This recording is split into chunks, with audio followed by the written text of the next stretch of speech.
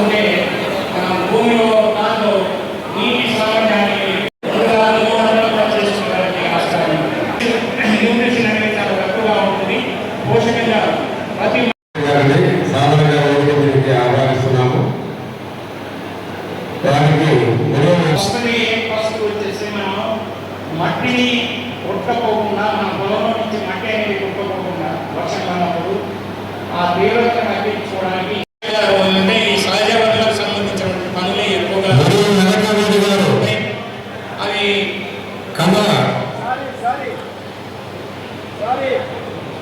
ఈ పొగాకు మనం ఎక్కువ ఏరియాలో వేయడం అనేది కాకుండా కొంతవరకు పక్కన మార్కెట్ చేసుకోవాల్సినటువంటి ఆవశ్యకత.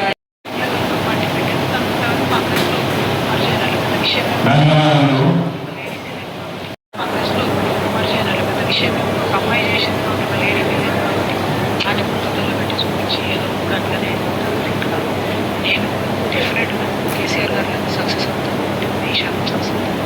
పార్టీ పెట్టి ఫెయిల్ అయిన నాయకులతో కూడా ఇంద్రారెడ్డి గారు పార్టీ పెట్టారు. దేవేంద్ర పార్టీ పెట్టి పాటించారంట.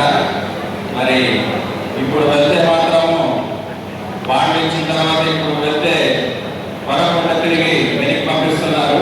మరి ఆవేదనతో ఆయన ఇక్కడికి వచ్చి మరి మాకు చెప్తున్నారు. మరి సమైక్య తరఫున మేము కూడా కంపెనీ వాళ్ళతో మాట్లాడి మరి ఇక్కడ ఇలాంటి రైతులు చాలా మంది ఉన్నారు. ఇక్కడ రాకపోవచ్చు, కానీ ప్రతి ఇంట్లో ప్రతి గ్రామంలో పొగాకు ఉంది. నేను కూడా వెళ్ళాలని చూశాను. మరి రాబోయే సీజన్ కి రైతులందరూ నా మనవి ఏంటంటే క్రాప్ హాలిడే తీసుకోండి, పొగాకు పండించద్దండి. నేను కూడా పైన బోర్డు వాళ్ళతో కూడా మాట్లాడాను. మరి మార్కెట్ వాళ్ళు కూడా మామూలు రమేష్ గారు మాట్లాడారు, నాతో ఫోన్లో మాట్లాడారు. దయచేసి మన రైతు సోదరులు కూడా 2 సంవత్సరాల వరకు పొగాకు పండించొద్దని వారు చెప్పారు. మరి మీరందరూ కూడా ఈ మాట ప్రజల రైతులకు మీరు తెలపాలి. ఎందుకంటే